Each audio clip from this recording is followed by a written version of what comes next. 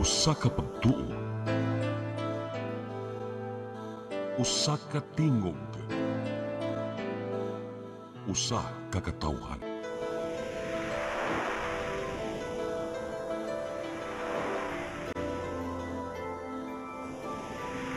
Cebu Catholic Television Network.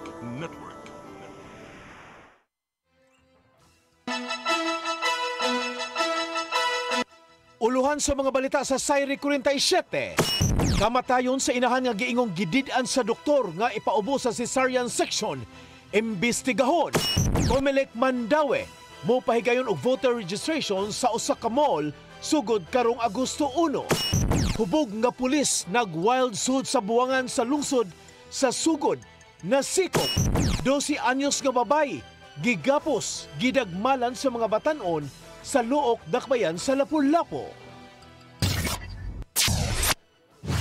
Sugbo, Kabisayan ug Mindanao, Pilipinas og katawhan kutos maabot sa tong Sibya sa tibuok kalibutan mayong hapon.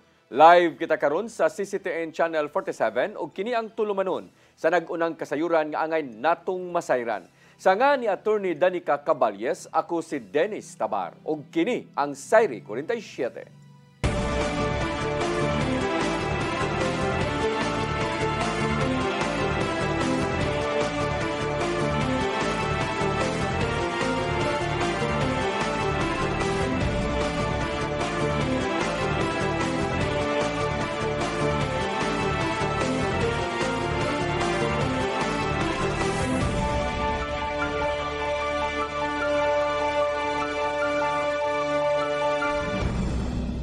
Og karon sa kumpletong detalye sa atong mga balita, Gobernador Pamela Baricuatro mi pasusi sa kamatayon sa nanganakay nga inahan kung manganakay nga inahan nga giingong gidid-an sa doktor nga ipaubo sa cesarean section. Tungod niini, gihingusgan pa ang pag-hire og dugang mga doktor alang sa provincial ug district hospitals. Ang kasayuran ihatod ni Gian Navarro. Gikabalakan sa mga netizens ang panawagan sa mong lalaki gikan sa lungsod sa Argao human sa makaluluoy nga kahimtang siyang sister-in-law. Matod sa post ni Ronald Robusto, kinsang nagpailang si Kicking Blues nga gidala una sa tambalanan sa Argao ang sister-in-law niyang si Irish Kumaling niadtong July 21. Apan girefer sila sa Carcar Provincial Hospital tuod kay sensitibo ang nimong pagsabak maong kinahanglang ipaubos sa cesarean section. Gisaysay sa bana sa mag-inahan nga si Lucky Jules Robusto nga nihangyo sila sa mga doktor nga ipasesaryan apan gidid-an hinuon. Daghan sila grason, ma'am. Kung sakto sila pagka-doktor, ma'am, ilat ang pangamuhaan na akong asawa mabuhi. Kaya nagoy repira sa bugo nga ipasiis nganong itagaan mi niya og para injure sa bata. Kani siya ay kaplaka sir nga 3 pa ni initinsim ni mga anak ni mga sa normal. Anong nga anak sila? Nibalik sila sa mong tambalanan pagkaugma alang sa emergency operation apan nagdumili gihapon ng doktor. Human masayod nga namatay na ang bata sa sabakan, girefer na lang among inahan sa katambalanan sa Talisay City apan nakabsano sab kini sa kinabuhi kadugayan. Maong nanawagan ng pamilyang Kumaling og hustisya. Tungod dini, daling ni Mando si Baricuatro og investigasyon bahin sa gidangatan sa mag-inahan. Matod sa post nga digid ang basulon ang iyang administrasyon tungod sa mga gibiling problema sa mga tambalanan karon. Sa press conference nga gipaygayon karong hapon sa Kapitolyo, gibutyag sa hepe sa Provincial Health Office nga walay liability ang Carcar Provincial District Hospital kay na napanahon na normal pa man ang vital signs sa inahan niya ng panahon na. Reference sa atuang general practitioner, immediate po siya. So when she found out nga nag-fetal distress ang bata, iya din gi-refer. Okay, indication for CS. No? So hoping ma-save yun ang bata. Human nga nagpakisayod si Baricuatro sa kahimtang sa mag-inahan, gipaandam na ang burial assistance nga mukabat ngadto sa 10,000 pesos ngadto sa pamilya ingon man grocery packs ug bugas. Matod sa gobernador nga senyalis kini sa kinahanglanong pagpakusog pa sa workforce sa mga tambalan ng iya sa Kapitolyo. Apil na ang pagbaton og dugang pang ubigay ni kini aron masalbar pa ang kinabuhi sa ubang mga nakay nga inahan ug dili na masubli pa ang nahimong gidangatan. Kita ginamo ang kakulangan sa atong mga espesyalista. Pero di man ni ma-happen overnight. There's a lot of work. They've been working hard. CCTN News. Inahan og amahan nga mibaligya sa ilang bag-ong nahimugsong anak nga babae sa kantidad nga 100,000 pesos nadakpa na uban sa kun usab sa kapulisan nga akusado gipangbalhog na sa temporary custodial facility. Ang kasayuran ihatod ni Arnold Bustamante. Nabalhog na sa bilangguan ang mga mag-live-in partner nga nagbaligya sila nga bag-ong nahimugso nga anak babae sa sulod sa Cebu City Medical Center neto nga Marso 6, 2025 human sila masikop sa managlahi nga adlaw og police station sa Dakbayan sa Sugbo pinasika sa warrant of arrest nga gilawatan sa korte. Ang labing uwahi nga nadakpan ang 44 anyos nga inahan nga si alias Milda taga 2nd Street, Barangay Dulo, Fatima sa Dakbayan Sugbo, alauna 25 kagahapon sa hapon. Ang mga sakop sa Mambaring Police Station nakadawat sa warrant of arrest nga gilawatan ni Judge Leah Iligan Heraldes, ang presiding judge sa Regional Trial Court Branch 20, 7th Judicial Region sa Dakbayan Sugbo. Pinitsahan niya itong Hulyo 18, 2025 sa Kalapasan Section 4 sa Republic Act 11862 kung ang Expanded Anti-Trafficking in Persons Act of 2022 nga giamendar sa Republic Act 9208 o Republic Act 10364. Niatong Hulyo 20, 2025 unang nadakpan sa Carbon Police Station ang iyang pares nga si alias Bungot, 49 anyos nga nagpuyo usab sa mga lugar. Human madawat sa mga unit ang mga warrant of arrest batok sa mag-live-in partner. Nag-umol dayon sila og tracker team nga may mangita kanila. Silang alias Bungot og Melba gitugutan nga makapiyansa sa korte sa balor nga 200,000 pesos ang matag usa kanila alang silang temporaryong kagawasan. Una nang nadakpan sa mga sakop sa City Investigation and Detective Management Unit ang nakapalit sa masuso nga si alias Zel sa Barangay Guadalupe sa siyudad sa Sugbo. Si Zel nabutang kini sa top 2 most wanted person sa city level ug man ma-serve ang warrant of arrest na buhian ra sabdayon kini human nga makapiyansa og balor 200,000 pesos alang siyang temporaryong kagawasan. Mato ni Police Lieutenant Colonel Maria Teresa Makatangay, Deputy City Director for Operations sa Cebu City Police Office, nga atol sa pagdakop sa amahan og inahan sa gibaligya nga bata tungod kadto sa kaso sa illegal gambling. Gibasaka nila ang kasong Expanded Anti-Trafficking in Persons Act of 2022 pinaagi sa regular filing nga nagpasabot nga nabuhian ra sab sila human sa pila ka adlaw nga nabilanggo tungod sa kaso sa illegal gambling. Regular filing na siya, exact atong nadakpan gyud nato no katong sa what do you call this one on a different case ang inahan kay as I understand last time nadakpan man na siya sa illegal gambling before o pag responde sa ato nga mga kapulisan dito sa area niya. A couple of months ago. Ipasabot usab si Makatangay bahin sa pagtugot sa korte nga makapiyansa ang mga akusado sa mga krimen tungod kay dili nila mabutan ang kamanduan sa korte. Awhag sa kapulisan adto nga mga tawo nga gusto nga mo-adapt og mga bata nga labing maayo nga moagi kini sa saktong proseso sama sa pag-adto sa Department of Social Welfare and Development karon dili mapasakan og kaso nga maghatag na hinuon kanila og problema. Mato ni Makatangay nga dunay balaod nga nagdili ni bisan kinsa nga makapalit og bata nga wala moagi sa husto nga proseso ngadto sa gobyerno sanglit do na kini mga requisitos nga gikinahanglan nga sundon. Arnold Bustamante, CCTV News. Gibanabanang moabot sa 1 bilyon ka pesos nga kantidad sa disaster funds sa probinsya sa Sugbo ang wa magamit sud sa tulo ka tuig. Matod ni Provincial Administrator Ace Durano nga resulta kini sa pagpa-downgrade sa Provincial Disaster Risk Reduction and Management Office ngadto sa usa na lang ka division sa Governor's Office kaniadto.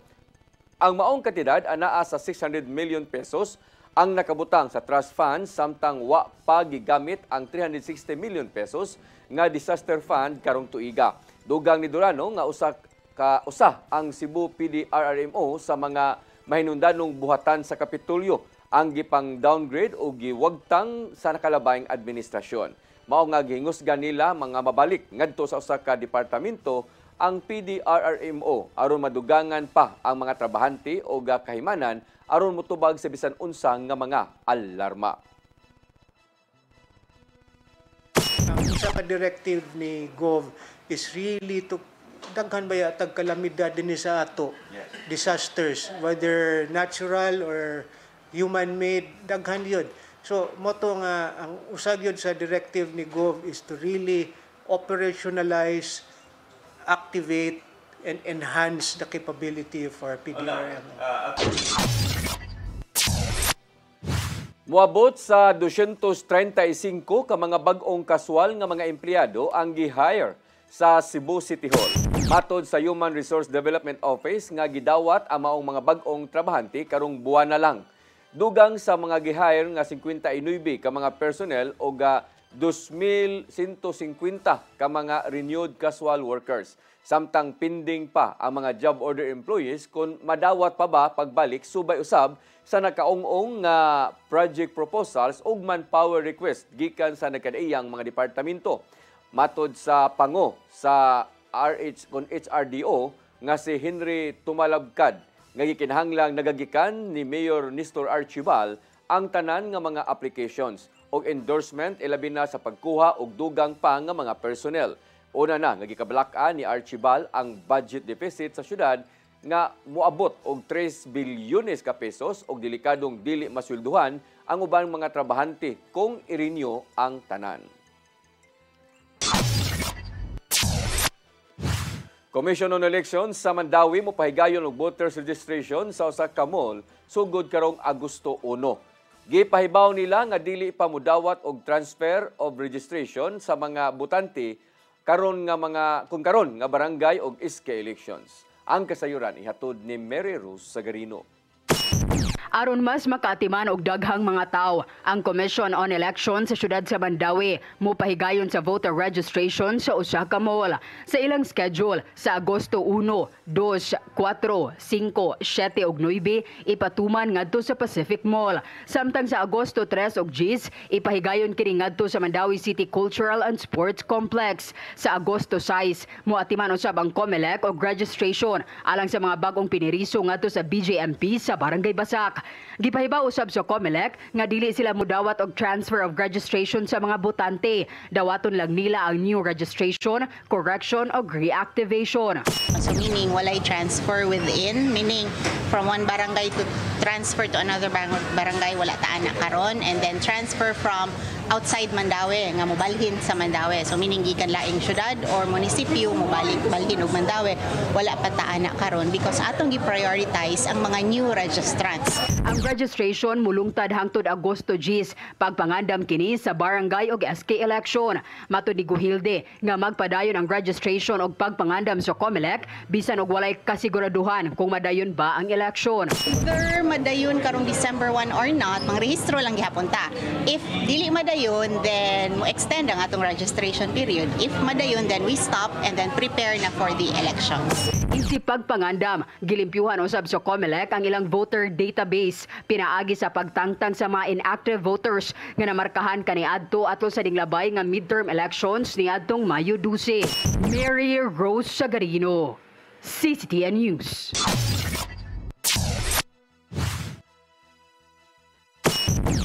Mosunod, hubog nga pulis nag-wild sud sa buwangan sa lungsod sa Sugod na sikop kana og daghan pa mga balita sa pagbalik sa Sayre 47.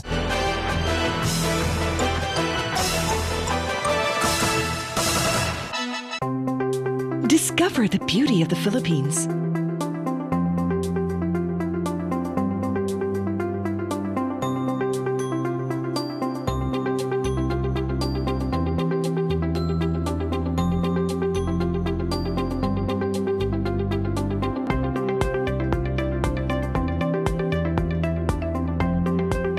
With Philippine Airlines, the country's flag carrier.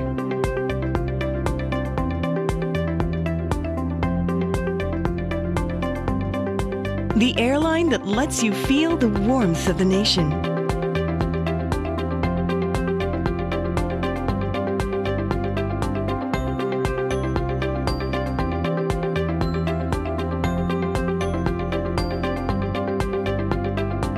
Mabuhay!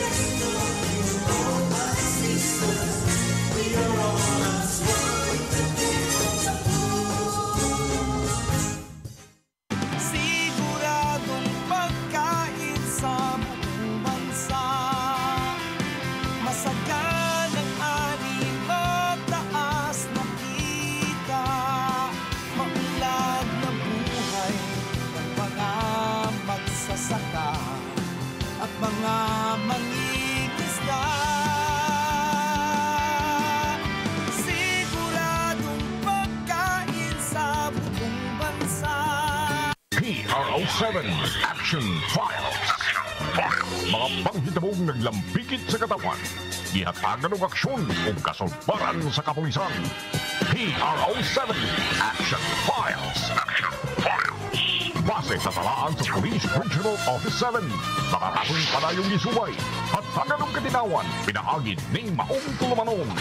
PRO7 Action Files. Abang kaninyo sa Police Regional Office 7 o NTV CCTN.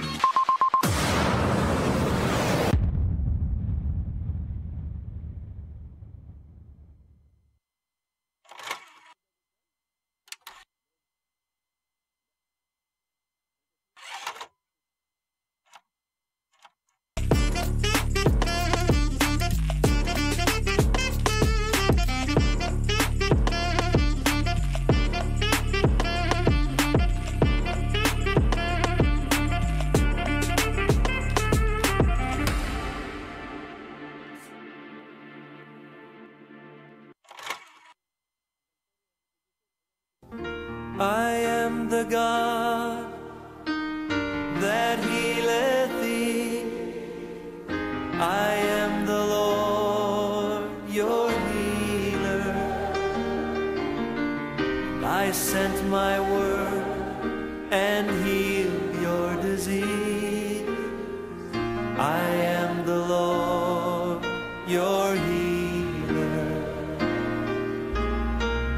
I am the God that healeth thee. I am the Lord, your healer. I sent my word and healed your disease. I am the Lord, your healer. I am the God that healeth thee. I am the Lord, your healer. I sent my word and healed your disease. I am the Lord, your healer. I am the God that healeth thee. I am the Lord, your healer.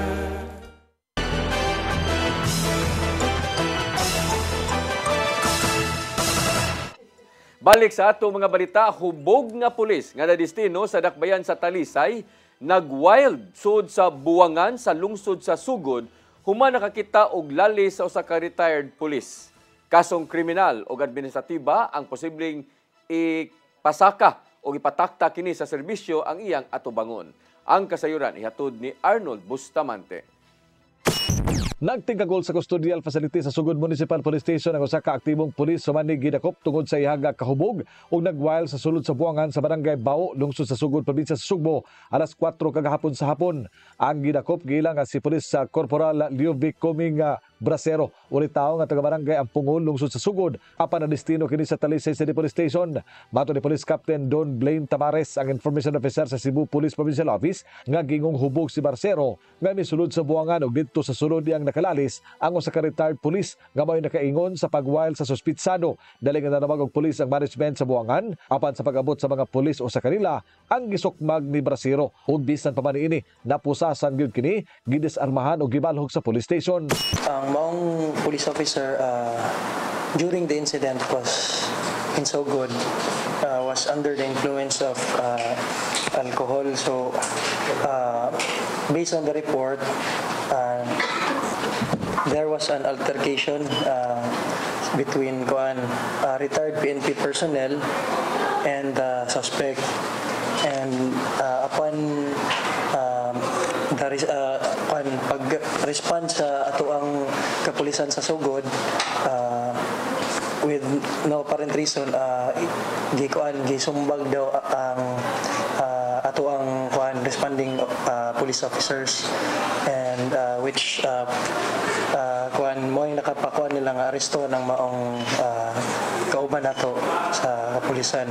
Dugan ni Tavares nga katubang og mga kasong kriminal sama sa direct assault sa dihang iyang gisukmag ang pulis nga mitubag sa alarma ug administratiba ang mga pulis ug posibleng ikatangtang niini sa serbisyo. Dili mo pa ang kadagkuan sa kapulisan sa probinsya Sugbo. Mato ni Tavares ang litmao kini ang mando silang hepe nga si Police Colonel Christopher Bermudez nga dili sila mo pasaylo ni bisan kinsa nga personel nga nakahimo og kasaypanan. As to the action of CPPO, actually the story ni PD and he nasa pronouncement na walang puwang ang pasaway na pulis sa CPPO. Mo na ang pronouncement sa ato ang provincial director and also na we do not condone the action of the behavior of our personnel. PNP Memorandum Circular hugot nga gidid-an ang mga pulis sa pagsulod sa mga buwangan o sa mga balay pasugalan sanglit ang masakpan nga manugal mataktak kini sa serbisyo. Atong police personnel dili kita mo adto sa mga lugar nga bawal ang ato ang presensya and labi na og dili na siya in relation sa atong trabaho. Gibawi ana siyang armas ug tsapa ang mga pulis ug gimonitor na sa CPPO ang investigasyon batok kaniya. Arnold Bustamante, CCTN News. Muabot na sa kapin 500 ka mga ero og iring nga nabutangan og microchip sa Mandawi City Veterinary Office sukad sa pagsugod sa programa sa miaging nga tuig. Ang microchipping sa iro og iring giauhag sa buhatan aron makatabang sa ilang permanenteng identification ug sayon rang ma-trace kanila kung mawa. Ang microchipping usa ka microchip nga gisud sa likod sa liog sa binuhi ug aduna kini identification number nga nalambigitan sa contact details sa tag-iya. Libre nga microchipping gikinahanglan lang nga ma-registered sa veterinary office og nagpahigayon ang buhatan sa maong serbisyo kuyog sa anti-rabies vaccination og ingon man ang pagkapon. May untay apil ang mga bitin aron di mawa. Once you are kanang registered this year and the microchip na mo, mawala na ma-waive na natanan inyong yearly ang annual vaccination, annual registration.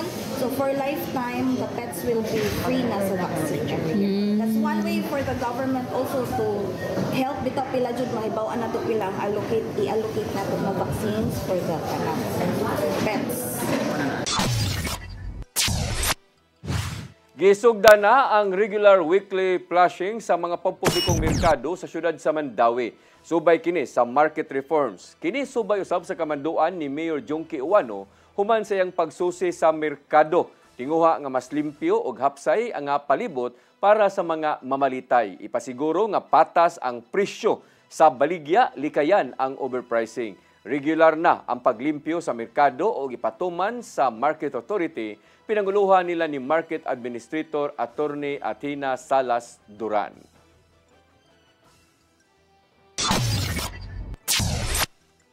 PNP Chief General Nicolas Torre III nagpaabot sa presensya ni Davao City Acting Mayor Baste Duterte aron mahinayon ang ilang charity boxing match. Subay kini sa pagdawat sa hagit sa anak sa kanhi presidente nga magsumagay na lang sila. Ang kasayuran ihatod ni Gian Navarro. Gibutyag ni Police General Nicolas Torre III nga andam na ang Rizal Memorial Complex sa Kauluhan ug iyan na lang paabuton ang presensya ni Acting Davao City Mayor Baste Duterte kung mahinayon man ang sumbagay sa Domingo. Subay kini sa pagdawat sa hagit sa anak sa kanhi presidente nga magsinumbagay na lang sud sa 12 rounds. Apan alang sa mga tinguha nga mao ang pagtabang sa mga nabahaan. Moong karon pa lang nagpractice na ang 55 anyos nga hepe sa Philippine National Police. Mato dito rin nga hagbay ng giandam among venue aron makita sa tanan ang ilang boxing match. Kini ang naimong tubag sa hepe sa kapulisan sa nasod subay sa pagbutyag ni Senador Ping Lacson sa social media nga adunay kadagkuan gikan sa Saka Hotel nga nianda mo sa venue sa himununtang charity boxing match.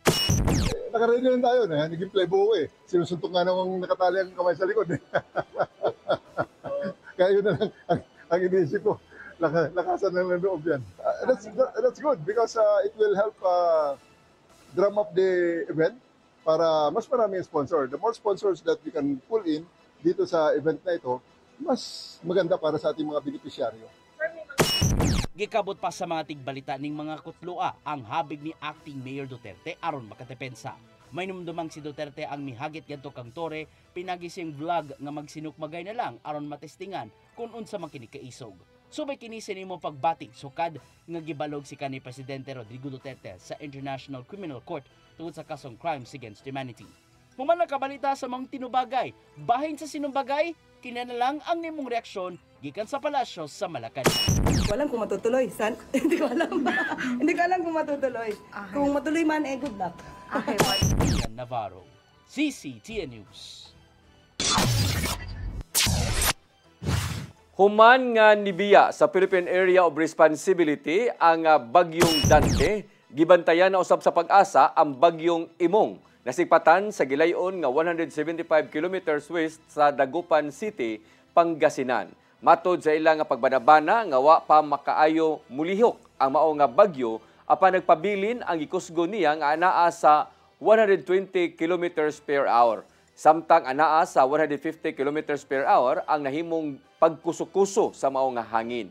Gisaka na ang signal number 3 sa pipila ka mga lalawigan sa Northern Luzon, samtang signal number 1 ug 2 usab ang nahabiling bahin sa North ug Central Luzon. Giklaro sa Pag-asa Visayas ang panguni ini nga si Engineer Alfredo Kiblat nga way direktang epekto ang maong bagyo sa Sugbo apan dili kangayang mokumpiyansa ang bati nga lakat sa panahon nga nagdausab og hanging habagat.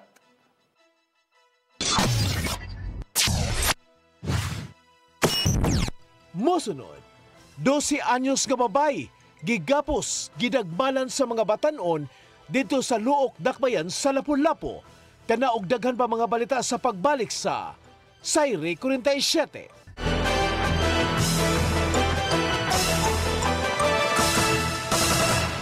Press Briefing. Midweek Reset. Real talk. From headlines to hot takes. This is Press Briefing, the show that has it all. Midweek, we cut through the noise and bring you the stories that actually matter. News, views, insider scoops, straight from the source. Right from the horse's mouth. Politics, public issues, community concerns, and controversy. We break it down. No filter, no filler. Press Briefing. Sharp, fearless, always relevant. Brought to you by the Cebu Press Club. Beyond the headlines, we are Cebu's voice. We are the voice of truth and reason in every town, in every season, with pens of light. We draw the line for justice, peace, and stories spine. Cebu Press Club, our banner flies beyond the noise, beneath the skies. Integrity, our steadfast.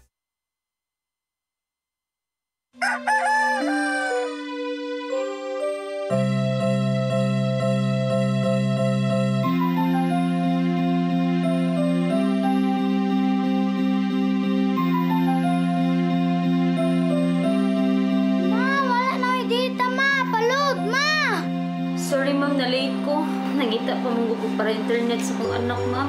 Ay, wala na yung problema. Pag Sinisibu!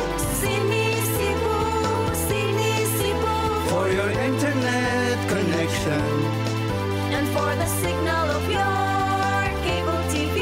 so fast and straight, the transmission to your home. Sinisibu! Sinisibu, Sinisibu offers you to have fiber optics For your viewing experience, perfect and clear so far. so great and affordable for you to enjoy. Cine Cebu Television Network Incorporated offers fiber to the home broadband internet bundled with fiber to the home cable TV connection. Cine Cebu Television Network Incorporated with its operation in Metro Cebu and the whole province of Cebu soon. And affordable for you to enjoy. Sinisibu!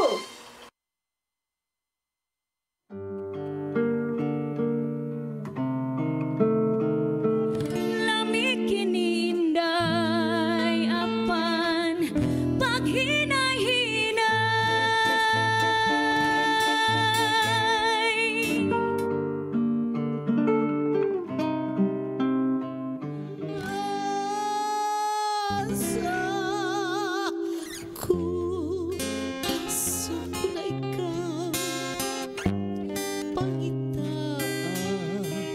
aron kay ikaw day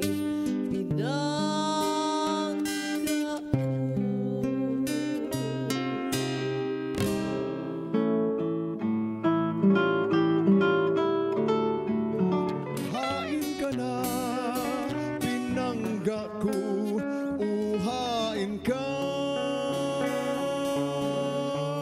Awiton ko, patiwan ko.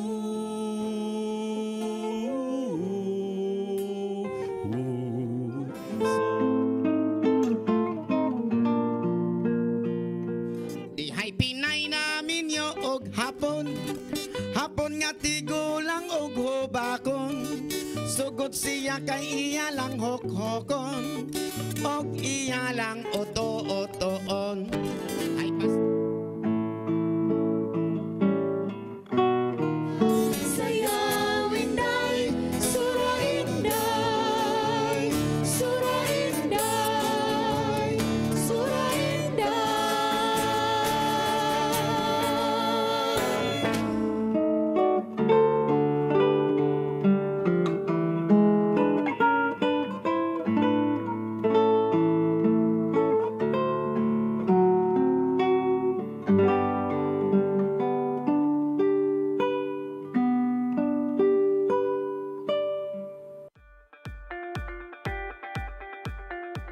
Congratulations! Nunito Tatay Dodong A. Lamchua, awarded as Cable TV Maverick, Father of Cable TV in the Philippines, given by Philippine Cable and Telecommunications Association Incorporated, PCTA, from Phil Products Group of Companies.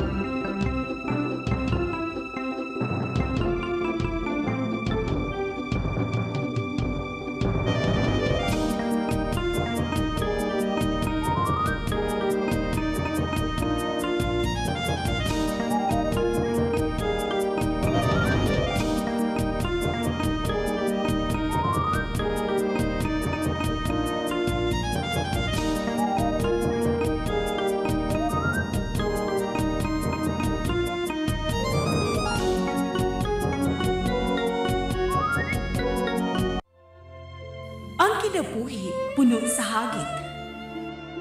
Sugpil na ka, Dri, ha? Ay, paginarte! Magdita ka! Puno sa pangutana. Bata pa gani ka kayo? Nagpuyab-puyab na ka? Kinsa man ang mga masakitin ako din ay karoon ang kinsa!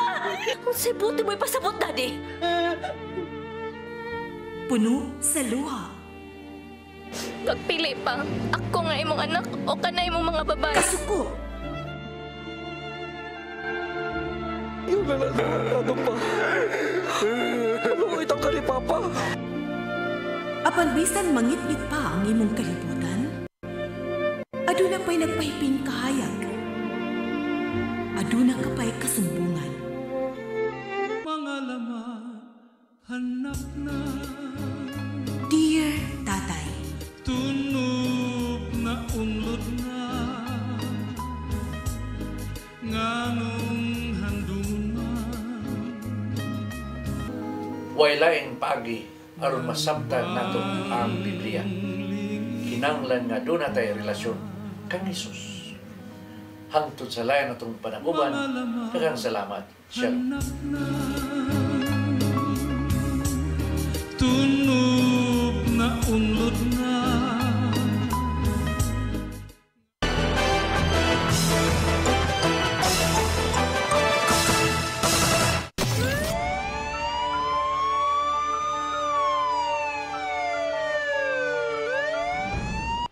Balik sa atong mga balita, 12 anyos nga babae gigapos ang mga kamot o gidagmalan sa grupo sa mga batanon sa barangay Luok, Dakbayan sa Lapu-Lapu. Ang maong mga bata padung untang mopauli sa ilang panimay, gikang nagbuhat og project o gisubay pa sa kapulisan ang mga responsable niini. Ang kasayuran ihatod ni Cristel Joy Felerca.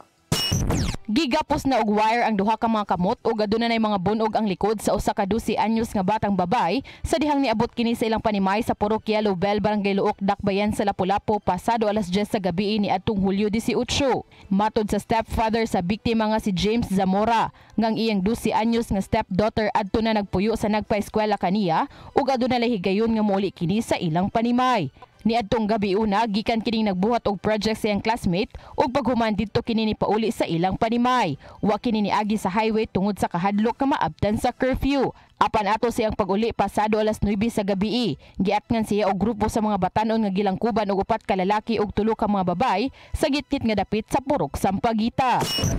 Pamuntahan na siya, asa ka nga Purok? Pag-ingon niya ma'am, nga Purok Gilubil ko. Mo to gidasa sa gitgit nga dito nga lugar.